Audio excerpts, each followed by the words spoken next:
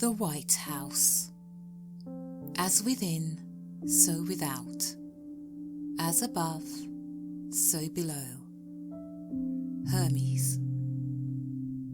Janet's aging parents owned no apartment or home of their own.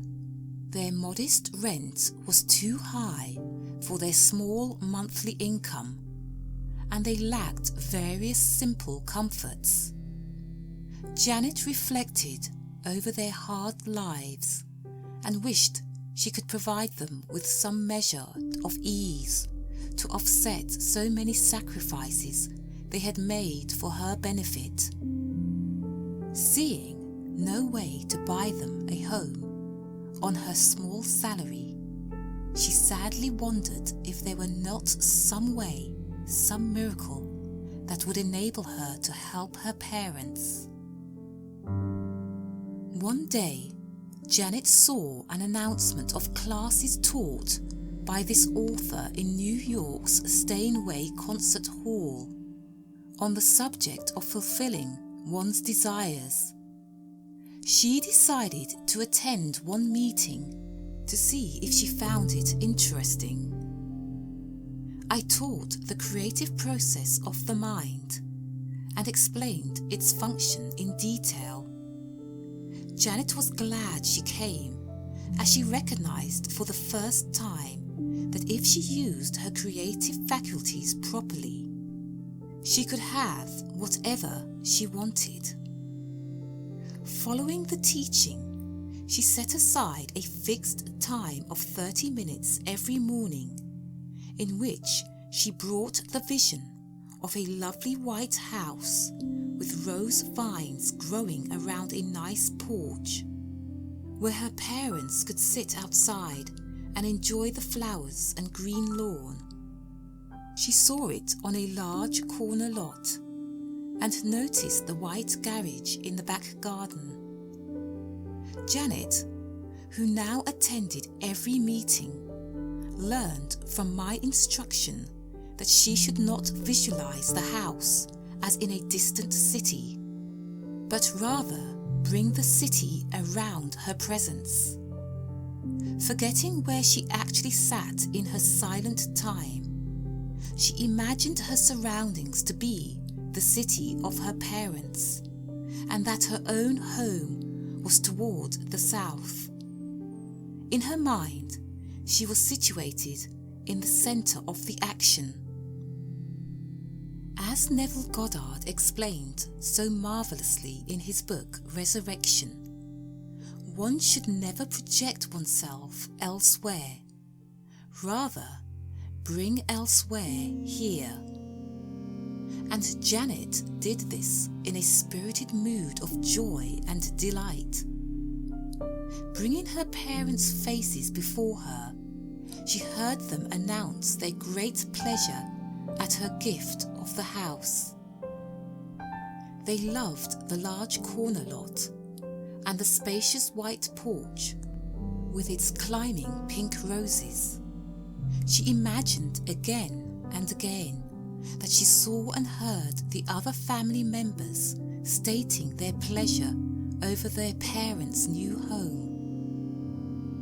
No one knew or could ever have guessed that Janet had such a project in mind, and she, not relying upon the natural laws of our mind, put all her faith and trust in me.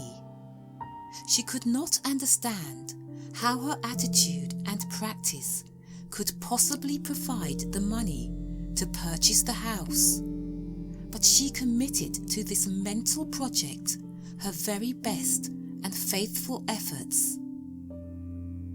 Janet had no religion, but she remembered her father, no church member himself, quote from the Bible something about believing in whatever you desire. So she practiced believing that she had already bought the house. She found that after every practice, the house became more and more real. It seemed to take on substance and move from an idea in the mind to a house in the city.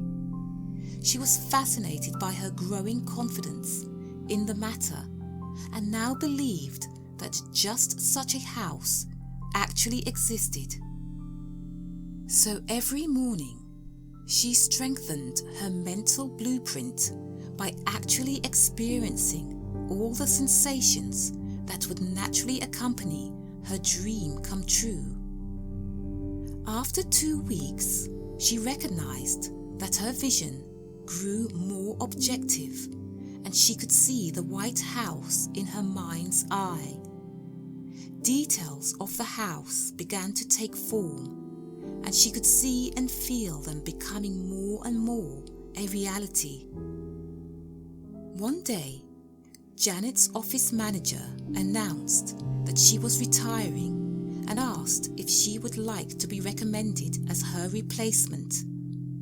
At a salary twice that of her present earnings, Janet was spellbound with joy and excitement. The office manager knew that with some advance training, Janet would be the ideal person for this responsibility and explained this to their employer. Janet was replaced in her own work and became the assistant to the office manager until the latter's retirement. Now, with her doubled salary, Janet knew she could buy the house for her parents. Yet, there were other considerations. With her new responsibilities, she could not take the time off to go house hunting in another city. Finally, she arranged for others to help her parents locate a suitable house, and a few weeks later, she drove to their city for the weekend to see and discuss the possibility of its purchase. She had not specified to those who were to find it that she hoped it would be white, or that it should have a front porch with climbing roses, a white garage in the back garden, or that it should be on a corner plot.